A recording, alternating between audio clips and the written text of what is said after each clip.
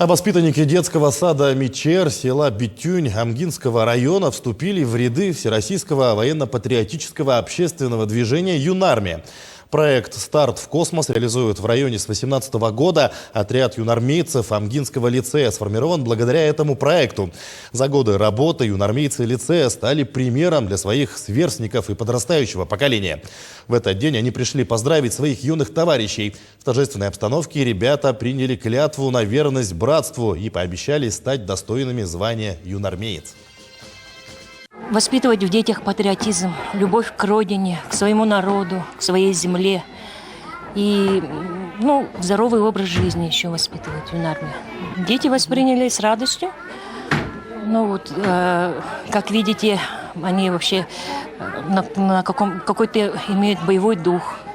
Они подтянулись. Они у нас как-то повзрослели даже.